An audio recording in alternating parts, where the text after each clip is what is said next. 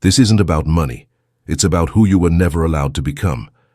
Let's cut the noise. You think the reason you're not rich is because you don't hustle hard enough? Wrong. You're not broke because of a lack of grind. You're broke because of a lack of identity. You were never poor in your spirit. You were poisoned in your programming. From the moment you took your first breath, the world began writing a script for you. A script designed not to elevate you, but to domesticate you.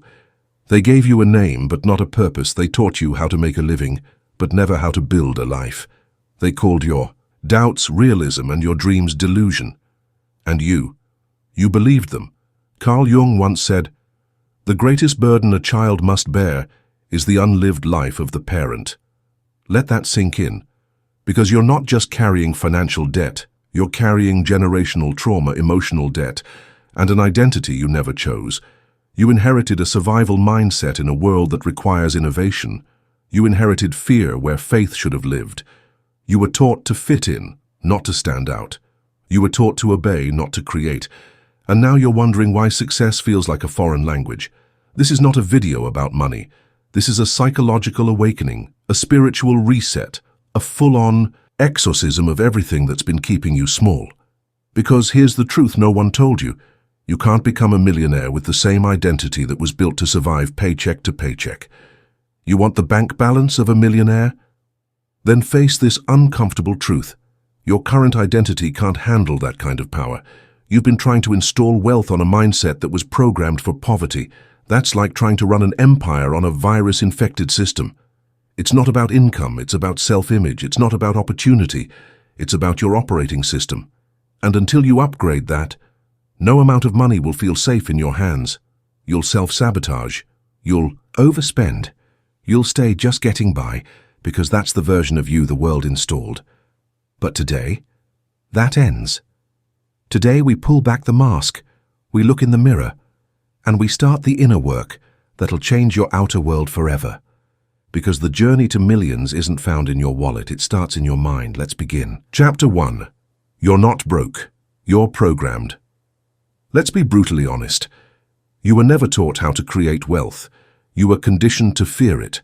From childhood, you were programmed, not empowered. Programmed to obey, not to innovate. Taught to follow, not to lead.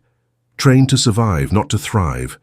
You were told to go to school, get good grades, find a stable job, and never question the system. But no one ever taught you how to own your time or your mind. And now, as an adult, you wonder why you're exhausted, underpaid, and feeling like success is some kind of exclusive club you were never invited to. Carl Jung once said, "Until you make the unconscious conscious, it will rule your life, and you will call it fate." That's not a quote. That's a warning, because the enemy isn't out there. It's in here. Your bank account isn't the problem. Your subconscious blueprint is. You weren't born broke. You were programmed to accept lack as normal. And it goes deep. You feel guilty asking for more. You sabotage your wins because this is too good to last. You celebrate tiny victories, but secretly fear the next fall. You work hard. You give your all. You stay loyal. But still, money slips through your fingers like sand. Why? Because you were never trained to hold abundance, only to chase it. Let me break this down clearly. Being poor is not your fault. But staying poor, that becomes your responsibility. And if you keep operating from a mindset that was built in scarcity, you'll keep manifesting struggle, even when opportunities are right in front of you. This isn't just about money, it's about your identity. You were never raised poor, you were raised to think poor, to play small, to avoid risk, to wait for permission, to equate comfort with safety and wealth with greed, and worst of all, you inherited fear disguised as being realistic. But hear this loud and clear. Realism is just fear dressed in logic, and it's killing your dreams. If you want to escape the paycheck prison, if you want to break the cycle your parents never could, you have to stop looking at money as the solution and start looking at yourself. Because the real prison isn't your income, it's your unconscious identity, and until you reprogram that, no hustle will save you. Chapter 2. The shadow of spending. You're not bad with money. You're at war with your shadow. Let's decode this fully, because it's not about the money you lose. It's about the pain you're trying to numb. Have you ever caught yourself thinking, I know I shouldn't buy this, but I'll feel better for a moment? That's not carelessness, that's a cry for comfort. That voice, that compulsion to spend what you don't have, that need to chase the thrill of a purchase, it's not coming from your wallet, it's coming from your wounds. See, most people think financial problems come from laziness or bad habits, but in truth, your spending habits are emotional patterns. They're coping mechanisms. You overspend not because you're stupid, but because there's a hidden version of you inside, aching to feel something, anything, other than emptiness. Carl Jung called it the shadow self, the dark, repressed side of your psyche. It holds your shame, your heartbreak, your childhood wounds, your insecurities, all the parts of you that were never accepted. So you buried them. But here's the thing about shadows. What you bury doesn't die. It just controls you from the dark. And so you spend, not for status, not for pleasure, but to feel powerful for 5 seconds in a life that makes you feel invisible. You buy things not to express joy, but to silence pain. Every outfit you don't need, every gadget you don't even use, every luxury item bought with a guilty heart and a draining bank account. It's not financial, it's psychological. You're not trying to impress others. You're trying to convince yourself you're enough. Let that sink in. This is the shadow. And it doesn't want you to budget. It doesn't want you to grow. It wants you to stay stuck, addicted to instant gratification and allergic to deep self-awareness. Why? Because if you ever slowed down and faced what's really hurting, you'd no longer need the temporary high. You'd stop escaping into the retail therapy trap. You'd finally ask, what is this emptiness trying to teach me? Because until you face the void, you'll keep trying to fill it with stuff that doesn't heal. Millionaires? They're not just financially smart, they're emotionally mature. They've learned how to sit with discomfort without running. They've faced their traumas. They've mastered the art of waiting. They don't chase dopamine, they build discipline. And that's what separates the broke from the wealthy. It's not luck, it's not hustle alone, it's inner clarity. The moment you stop using money to soothe the wounds you refuse to name is the moment you begin your journey to freedom. So here's the challenge. Next time you feel that pull, that urge to spend, that impulse to treat yourself, pause. Ask yourself, am I trying to heal something or hide something? And if it's the latter, don't pull out your card, pull out a journal, pull out the truth, because what you can name, you can reclaim. Your wallet isn't leaking because of what you buy. It's leaking because of what you refuse to feel. And once you face that, you don't just fix your bank account, you transform your entire life. Chapter 3. The money trauma you never questioned. Let's go deeper than budgets, deeper than hustle, deeper than bank accounts. Because for most people, the real reason they stay broke isn't lack of money, it's lack of safety. You want to know why you keep sabotaging every time you try to grow, why you talk yourself out of starting that business, why you shrink back when opportunity knocks, why you panic when money starts flowing in. It's not logical, it's emotional. You don't have a money problem, you have a nervous system problem. See, what most people never realize is this: money carries emotional memory. And yours? It was shaped long before you earned your first dollar. Think back. You saw your parents fight over bills. You saw your mother stretch a few dollars to feed the family. You saw your father silently drown under the pressure of providing. You witnessed anxiety at grocery stores, that awkward tension at the cash register, that frozen look in your dad's eyes when the card declined, that deep, gut-wrenching fear when rent was late. Again. And even though you were just a kid, your nervous system recorded all of it. Carl Jung said, until you make the unconscious conscious, it will direct your life, and you will call it fate. Your unconscious? It learned one thing early: money danger. So now every time you try to break out of survival mode, your body resists. Not because you're lazy, not because you're unmotivated, but because your inner child still associates money with pain. Every level of growth feels like betrayal. Every financial leap feels like stepping into fire. And so, you self-sabotage, you delay, you undercharge, you procrastinate, you stay busy, but never move forward. You burn out, and then blame yourself. But the truth is, you're not stuck, you're scared. Your nervous system is loyal to your past, not your goals. That's why no matter how many financial podcasts you listen to, no matter how many strategies you try, no matter how many vision boards you make, if money still feels unsafe in your body, you will reject it. Because the human mind doesn't chase what it fears, it avoids it. So what's the real work? Rewire your relationship with money, not on paper, not on spreadsheets, but in your heart, your nervous system, your subconscious mind. Start healing the stories. Start noticing the triggers. Start forgiving the past. Because if your inner world still thinks wealth is war, you'll always go back to zero, no matter how high you rise. You don't need more income. You need more inner peace. You need to teach your nervous system that success doesn't have to hurt, that abundance isn't chaos, that wealth doesn't equal abandonment, rejection, or betrayal, and only then, only when your inner world feels safe with abundance, will your outer world start to reflect it. This isn't just mindset. This is financial healing.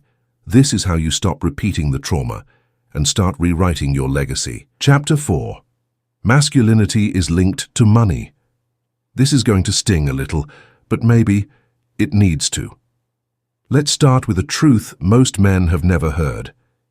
If you feel financially stuck, it might not be your skills, it might not be your timing, it might be your suppressed masculinity.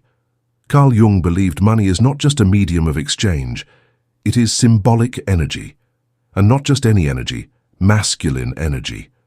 Masculine energy is not aggression. It's not control. It's not domination. It's direction, it's boundaries, it's clarity, order, focus, and fire. But what if you were raised in a world that told you to be the opposite? To be agreeable, to be nice, to never rock the boat, to apologize for your ambition, to shrink yourself so others feel comfortable. If that's you, then congratulations. You weren't just robbed of your confidence. You were disconnected from your masculine core. And that disconnection shows up everywhere. You procrastinate because you were never taught to own your time. You can't say no because you were trained to prioritize peace over power. You wait for permission because you were punished for taking the lead. You stay broke not because you're incapable, but because you've been emotionally castrated by culture. And here's the brutal part. Soft men don't build empires, they build excuses. Because wealth isn't just about income, it's about inner structure, masculine structure. That means you set boundaries that protect your energy. You focus relentlessly on your vision. You don't chase, you build. You don't prove, you provide. You don't beg, you become. You see, money responds to leadership energy, not neediness, not indecision, not passive waiting. So if you feel like you're always trying, but never arriving, ask yourself, did I inherit a version of masculinity that was safe but powerless? Because most men were never taught to lead. They were taught to please, to suppress anger instead of alchemizing it into action, to avoid confrontation instead of mastering confidence, to fit in instead of standing the hell out. And that's why they feel broke, bitter, and buried alive in silence. You can't build a legacy when you're still begging for validation. You can't dominate your finances when you've been trained to apologize for wanting more. You want to be rich? Reclaim your masculine edge. Start leading your life like it matters. Stop ghosting your own goals. Stop waiting for someone to hand you what you were born to claim. Because the world will not kneel to a man who's still asking for permission to stand up. It will follow a man who knows who he is. So wake the king. Forge the fire. Own your mission. And remember, you're not too late, you're just on time. For the version of you that stops playing small and starts playing for legacy. Chapter 5.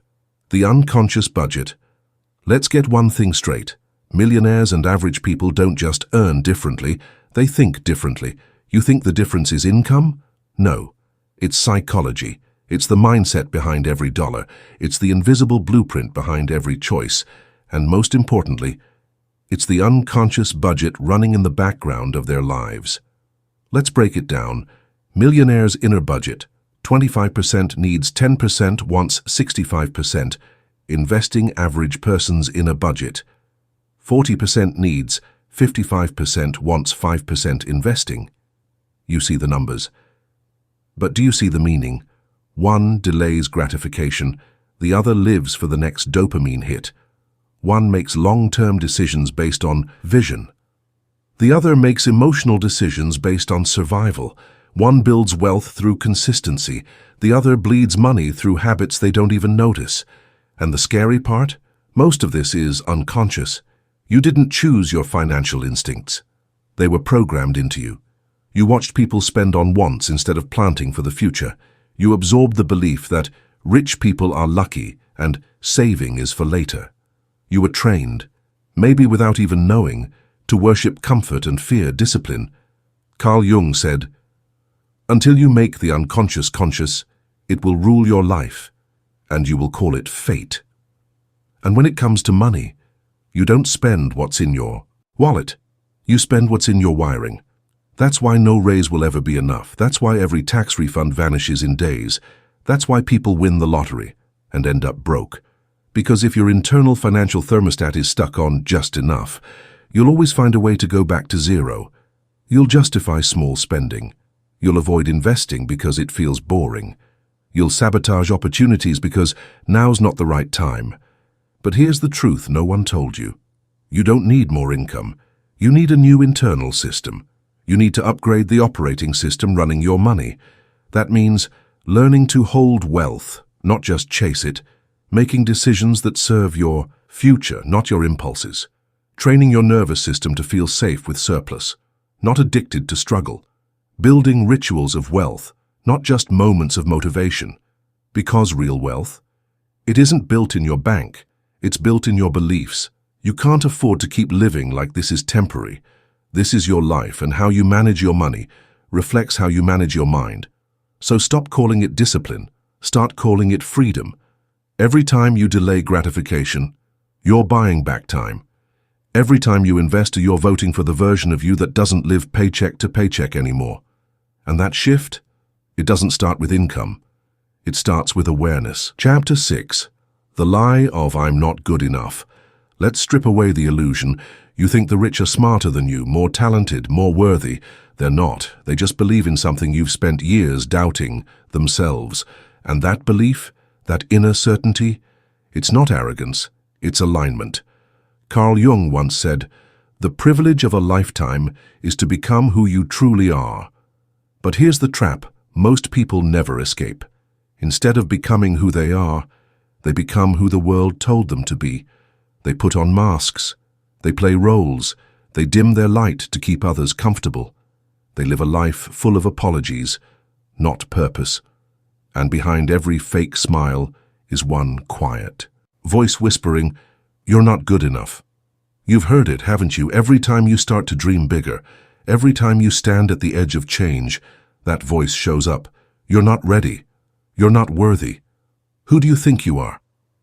But here's what no one told you. That voice is not your truth, it's your trauma. It's not a reflection of reality, it's a scar from your past. Maybe it came from a parent who only loved you when you succeeded. Maybe it came from a teacher who humiliated you. Maybe it came from friends who laughed when you shared your dream. Or maybe it came from 1,000 small moments that told you, play small, stay quiet, don't shine too bright. And now, even as an adult, you carry that invisible ceiling inside you. You pull back when you should push forward. You doubt yourself when the world needs your gift. You sabotage blessings because you don't feel worthy of receiving. But let me tell you something brutal and beautiful. That lie isn't yours. It was given to you, and if it was given to you, you can return it. You were never not good enough. You were just convinced to believe it. And until you heal that wound, you'll never allow yourself to win. Not because you can't, but because deep down, you won't let yourself. Success won't feel safe. Happiness won't feel deserved. Love won't feel possible. Because you'll always find a way to lose when part of you still believes you're not allowed to win. So what's the shift? It starts by stopping the performance, by throwing away the mask, by realizing your worth isn't in your followers, your income, your image. It's in your existence. You are enough. You've always been enough. You were just raised in a system that profits from your insecurity, but now you know. Now you see. And once the illusion is broken, it can never own you again. From this point forward, don't just chase success. Become someone who can finally receive it. Because when you heal the wound, you stop performing and start becoming. Chapter 7. Repeat or reinvent every single day. Whether you realize it or not, you're making one of two choices. Repeat the past or reinvent the future. There is no in-between, no pause button, no neutral ground. You're either living on autopilot, running the same patterns, thoughts, and emotions you downloaded years ago, or you're actively dismantling the old self to become the version of you the world hasn't met yet. But here's the catch. Reinvention feels like death, and you know why? Because the ego, the psychological mask you wear, is not designed for evolution. It's designed for survival. Carl Jung explained that the ego clings to what is familiar, even if it's dysfunctional, because what's familiar feels safe, and what's safe feels like home, even if that home is poverty, pain, or patterns that keep you small. That's why change hurts, not because growth is painful, but because the death of who you used to be is terrifying. The broke version of you? The insecure version? The passive, quiet, stay-in-your-lane version? That version is familiar. It's comfortable. It's predictable. And that's what makes it dangerous, because familiarity creates attachment, and attachment creates identity, and identity decides everything. You say you want wealth. You say you want freedom. You say you want to be powerful. But are you willing to betray the version of you that feels safe in struggle? Are you willing to divorce your old story? To let go of the pain you used to use for attention? To outgrow the crowd that still sees you as the old you? Because let's be honest, most people don't stay stuck because they can't change. They stay stuck because they're too loyal to their wounds. They'd rather be right about their suffering than wrong about what's possible. They've built an identity around the struggler, the underdog, the one who always gets close, but never wins. And to change that story, to burn it down and build something new, that feels like betrayal. But here's the truth, bro. If you want to create a future that looks nothing like your past, you must become someone your past would never recognize. You must do things that scare the old version of you. Make choices that make your old self uncomfortable. Say yes to things your inner child thinks are too much.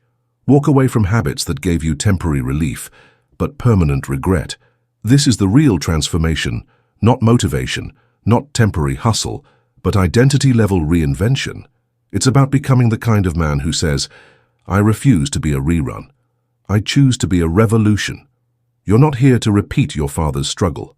You're not here to relive your childhood limitations. You're not here to stay loyal to pain just because it's all you've known. You're here to evolve, to rewrite the script, to choose power over pattern, to say goodbye to who you were, so you can finally become who you were meant to be. So ask yourself today, are you repeating or reinventing because one leads to regret, the other leads to legacy? Chapter 8. The Rituals of the Rich. You keep asking, how do I get rich? Wrong question. The right question is, how do I think, feel, and move like someone who already is? Because here's the truth. No one tells you. Wealth is not a reward. It's a ritual. It's not something that shows up out of nowhere. It's something that's built, day by day, choice by choice, pattern by pattern. It's the byproduct of a mindset that refuses to be ordinary. Average men wait for motivation. Rich men build systems. Average men want results. Rich men fall in love with repetition.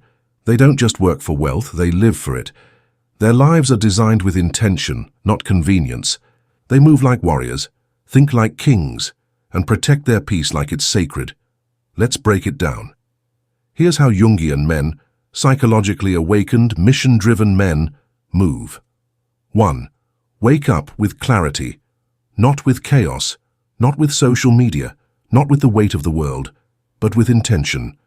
They start the day asking, what matters most today? They don't react to the world, they lead it. 2. Meditate. Before reacting, before they speak, they breathe. Before they reply, they reflect. Before they explode, they observe. Because they know, impulse is expensive, silence is profitable. They don't live in their emotions, they master them. 3. Track their money like a king guards his kingdom. Every dollar has a name. Every expense has a purpose. They don't fear money. They command it. They study it like it's sacred scripture. Because they know what you don't track, you can't grow. 4. Learn every single day. Not just to consume, but to evolve. They read. They listen. They study patterns, people, psychology, markets, power. They know knowledge isn't power. Applied knowledge is. 5. Delay pleasure. They sacrifice now to own later. They don't chase quick dopamine. They build long-term legacy. While others seek validation, they seek vision. 6. Invest aggressively. Not just in stocks, not just in businesses, but in themselves. Books, courses, mentorship, environments, health, because the best investment will always be you. 7. Build in silence. They don't post every move. They don't explain every step. They build behind the curtain, then launch with impact. Because empires are forged in silence. And noise. Noise is for the broke. Meanwhile, what's the average man doing? Scrolling, complaining, overthinking, overspending, waiting, blaming. He's busy surviving. While the rich are busy scripting a kingdom. And here's the part that'll hurt. You have the same 24 hours, the same internet, the same potential, but different rituals, different wiring, different soul contracts with your future. You don't become rich by accident. You become rich by design, by becoming someone who no longer tolerates average. So if you want to rise, stop chasing wealth like it's outside you, and start embodying wealth like it's already within you. Because once your rituals change and your reality follows. Chapter 9. Build the Inner King. Carl Jung didn't just study the mind, he mapped the soul. He introduced us to what he called archetypes, universal patterns of energy that live inside all of us. And right now, whether you know it or not, you're living through one of them. Maybe you're stuck in the orphan archetype, the inner child who was abandoned, rejected, forgotten. He reacts instead of leads. He waits for rescue. He pleads for permission. He doubts every step. He feels powerless because all he knows is pain. And that orphan version of you, he's the one who overspends, who fears investing, who stays broke, not because of a lack of money, but because of a lack of inner power. You can't build an empire if your identity is built on wounds, but there's another archetype inside you. Dormant, waiting, heavy with purpose. The king. He's grounded, he's strategic, he doesn't rush, he doesn't react, he builds, he protects, he leads with clarity, not chaos. And here's the thing Jung wanted us to understand. You don't become the king by earning money. You become the king by claiming the throne inside your soul. The king is not a fantasy, he's a blueprint, he already lives in you. But to access him, you must kill the boy. Because let's be real. Boys chase women to feel important. Kings choose purpose and let legacy attract everything else. Boys spend to impress. Kings invest to expand. Boys argue to be right. Kings move in silence to be effective. Boys wait for motivation.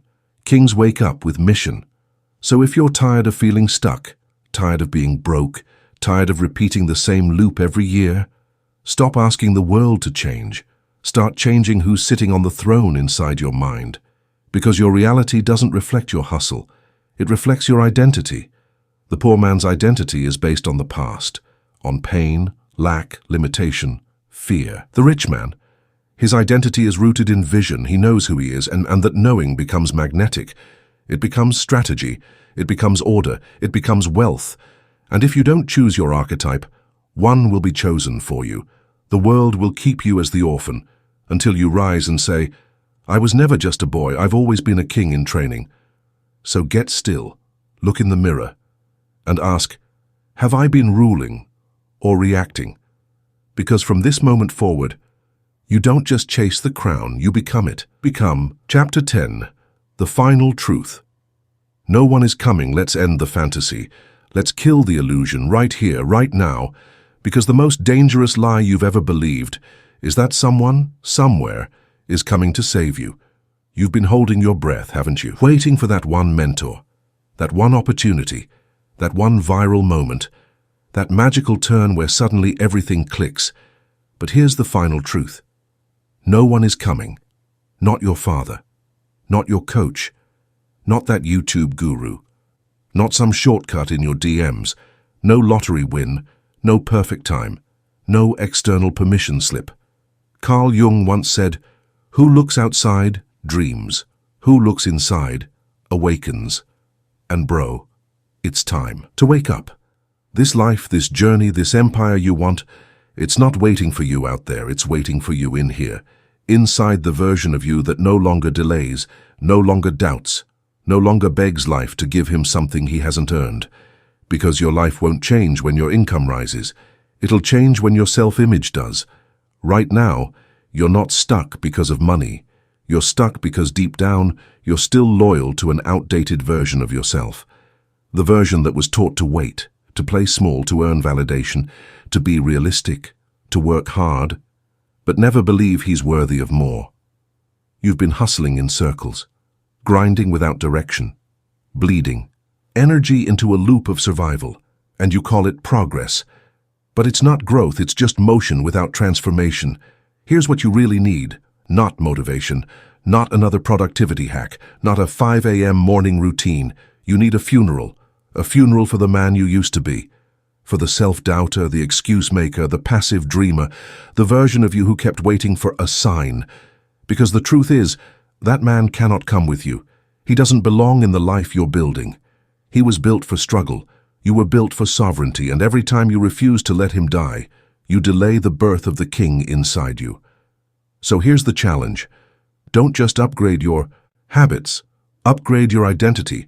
Bury the old stories. Mourn the wasted years. And then stand up with fire in your lungs and a new name written on your chest. This isn't the end. This is your rebirth. The world owes you nothing, but your soul, it's already paid the price. Now collect what's yours, not by asking, not by hoping, but by becoming. Because in the end, no one is coming, and that's the best news you'll ever hear. I kill my old self to become who I was born to be.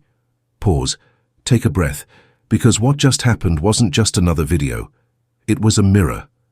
And more than that, it was a funeral. A funeral for every lie you've believed, every mask you've worn, every excuse you've clung to, every version of you that begged, waited, hesitated, and shrank. And from that funeral, something holy rises. You, but not the wounded you, not the broke you, not the hidden, scared, quiet version that the world convinced was realistic. No, what rises now is the version of you this world isn't ready for, but desperately needs. So let's seal this moment with something sacred. Type this in the comments right now. I kill my old self to become who I was born to be. Not for likes, not for attention, not for trend or engagement, but as a ritual. Because when you speak those words, you're not typing a sentence. You're signing a contract. With your higher self, with your future legacy, with the version of you that no longer begs to be chosen because he already chose himself. Understand this, you've been reborn through fire, but unless you anchor this transformation, you'll fall back into the same loop, the same patterns, the same ghost of who you used to be. So declare it publicly, cement it physically, let the world watch you shed skin in real time. Because this was never just a script, never just a message. It was your resurrection, your death to the past, your reclaiming of the throne, your reminder that no one is coming because you already have. So go, type the words, let them echo through time. I kill my old self to become who I was born to be. And remember, every king is born twice, once from the womb and once through the fire. This was your fire. The end, or rather, the beginning.